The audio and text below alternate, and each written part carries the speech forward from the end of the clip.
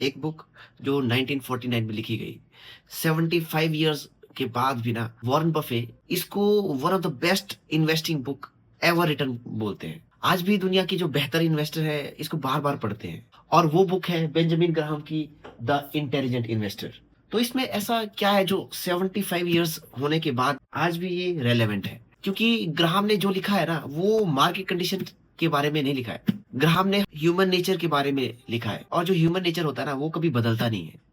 Grid नहीं बदलती, fear नहीं बदलता है, और जो शॉर्ट टर्म थिंकिंग होती है ना वो भी नहीं बदलती। आज 6 टेकअवेज जो डायरेक्टली एप्लीकेबल है आज की मार्केट में भी, वो मैं आज इस बुक से आपको बताऊंगा। कोई जार्गन नहीं, सिंपल लैंग्वेज और प्योर इम्प्लीमेंटेशन के साथ। देखो, जो बेंजामिन ग्राहम थे वो कोलंबिया यूनिवर्सिटी के प्रोफेसर थे और वॉरेन बफे के मेंटर भी रहे। वैल्यू इन्वेस्टर का फादर कहा जाता है इन्हें। इन्होंने एक सिंपल सी डिस्टिंक्शन पर पूरी लाइफ काम किया, और वो है प्राइस इज व्हाट यू पे, value is what you get. ये दो वर्ड्स का डिफरेंस ना, प्राइस और वैल्यू, ये ना पूरी इन्वेस्टिंग फिलॉसफी का कोर है। देखो, ग्राहम कहते थे मार्केट शॉर्ट टर्म में तो वोटिंग मशीन है, लेकिन लॉन्ग टर्म में ना वो वेइंग मशीन बन जाती है। शॉर्ट टर्म में तो पॉपुलैरिटी, सेंटिमेंट, न्यूज, ये सब प्राइस डिसाइड करते हैं, और लॉन्ग टर्म की बात करें तो जो एक्चुअल बिजनेस की परफॉर्मेंस होती है वो वैल्यू डिसाइड करती है। और इंटेलिजेंट इन्वेस्टर वो है जो शॉर्ट टर्म में वोटिंग मशीन की नॉइस को इग्नोर करता है और लॉन्ग टर्म में वेइंग मशीन पर फोकस करता है। और इस सब के लिए ग्राहम ने एक करेक्टर बनाया है जो सब एक्सप्लेन करता है, वो है मिस्टर मार्केट। तो पहला और सबसे पावरफुल टेक अवे है मिस्टर मार्केट। तो ग्राहम की एक कहानी है। इमेजिन करो, आपका एक बिजनेस पार्टनर है, ठीक है, मिस्टर मार्केट नाम से। वो हर रोज आपके पास आता है, आपकी बिजनेस का प्राइस बोलता है, कहता है कि इस प्राइस पर मुझे अपने शेयर बेचो, या इस प्राइस पर मैं तुम्हें और शेयर दूंगा। और ये प्राइस हर रोज अलग होती है। कभी मिस्टर मार्केट बहुत स्केर्ड होता है तो वो बहुत कम प्राइस बोलता है, और कभी बहुत ही एक्साइटेड होता है और उस टाइम पे वो बहुत ज्यादा प्राइस बोलता है। अब सवाल क्या है? देखो, क्या आप मिस्टर मार्केट के मूड से अपना जो बिजनेस है उसकी वैल्यू जज करोगे? बिल्कुल नहीं ना, क्योंकि जो बिजनेस की असली वैल्यू होती है मिस्टर मार्केट के मूड से नहीं चेंज होती है। वो बेंजामिन ग्राहम कहते हैं कि mister market is your servant not your guide. वो आपको डेली प्राइस ऑफर करता है, आप डिसाइड करते हो कि उसे यूज करना है या फिर आपको इग्नोर करना है। अब प्रैक्टिकल इंप्लीमेंटेशन देखिए, जब प्राइस बहुत गिरे तो उसका मतलब है कि मिस्टर मार्केट स्केयर्ड है, और बिजनेस सॉलिड है तो वो मतलब अपॉर्चुनिटी है। और जब प्राइस बहुत बढ़ता है तो मिस्टर मार्केट यूफोरिया में है। उस टाइम पे हमें रीवैल्यूएट करने की जरूरत है, वैल्यू सेंस करती है कि नहीं है वो देखने की जरूरत है। और जब कुछ नहीं करना है तो डेली प्राइस को इग्नोर करो। मिस्टर मार्केट तो रोज आएगा और आपको रोज प्राइसेस बताएगा। वो आपके ऊपर है कि आपने देखना है या नहीं, इग्नोर करना है। और दूसरा टेक अवे है मार्जिन ऑफ सेफ्टी।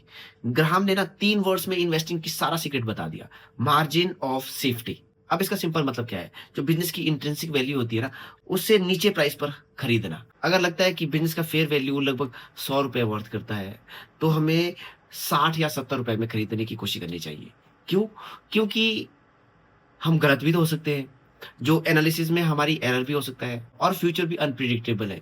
वो जो 30 से 40 रुपए का गैप है ना, वो हमारा जो है सेफ्टी कुशन है, उसी को बोलते हैं, उसी गैप को बोलते हैं मार्जिन ऑफ सेफ्टी। और तीसरा टेक अवे की बात करें तो वो है इन्वेस्टर वर्सेस स्पेकुलेटर। ग्राहम की डेफिनेशन शार्प और सिंपल है। An investment operation is one which upon thorough analysis promises safety of principal and an adequate return. Operations not meeting these requirements are speculative. मतलब तीनों होनी चाहिए, thorough analysis, safety of principal और adequate return. एक भी miss है तो speculation है। देखो, स्पेकुलेशन गलत नहीं है, लेकिन उसे ना ऑनेस्टली लेबल करो। अगर आप आईपीओ में ब्लाइंडली पैसे लगाते हो तो वो स्पेकुलेशन है। अगर आप हॉट सेक्टर में बिना एनालिसिस किए जा रहे हैं तो वो भी स्पेकुलेशन है।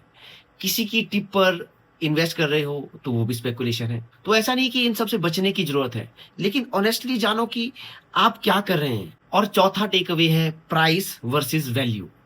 देखो, प्राइस इज व्हाट यू पे and value is what you get.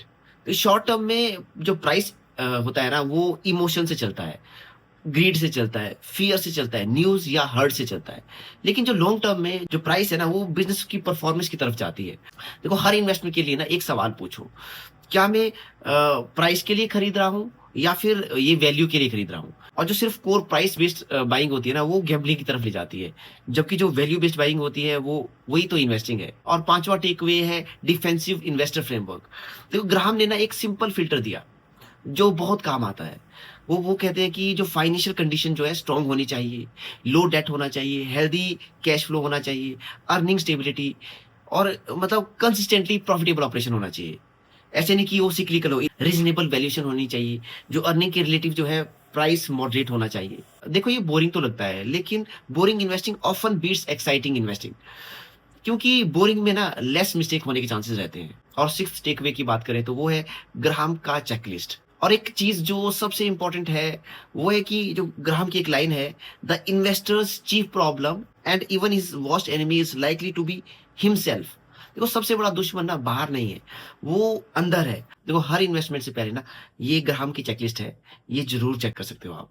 Mister market check हो गया, मूड से डिसीजन ले रहा हूँ या फंडामेंटल से, मार्जिन ऑफ सेफ्टी मतलब एनफ बफर है क्या, फिर एनालिसिस डन मतलब आपने थॉरो किया कि नहीं किया, या ऐसा तो नहीं कि हमने कहीं से सुन लिया।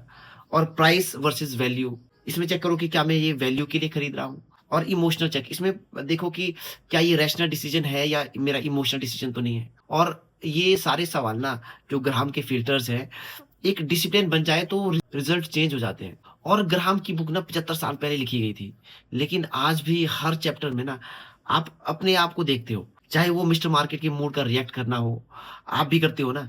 देखो मैं भी करता था और स्पेकुलेशन को भी इन्वेस्टमेंट समझता था। ऐसा नहीं है ये सबने किया होगा। प्राइस और वैल्यू को सेम समझना ना बहुत कॉमन मिस्टेक है। ग्राहम का एक सिंपल मैसेज था, be an investor not a speculator, know what you own and why you own it, pay a fair price and have patience. देखो ये 4 लाइन्स है ना, ये पूरी इन्वेस्टिंग फिलॉसफी है। अब एक सवाल ऑनेस्टली अपने आप से पूछो, जो मेरा लास्ट इन्वेस्टमेंट डिसीजन था, क्या वो इन्वेस्टमेंट था या फिर स्पेकुलेशन था? अगर इन्वेस्टिंग था तो बढ़िया है, कीप गोइंग, है ना? अगर स्पेकुलेशन है मेरे हिसाब से तब भी ठीक है। पर अब आप जानते हो, बस फर्क इतना है। अब क्लियरली आप लेबल करो और कॉन्शियसली डिसाइड करो कि आप क्या कर रहे हैं।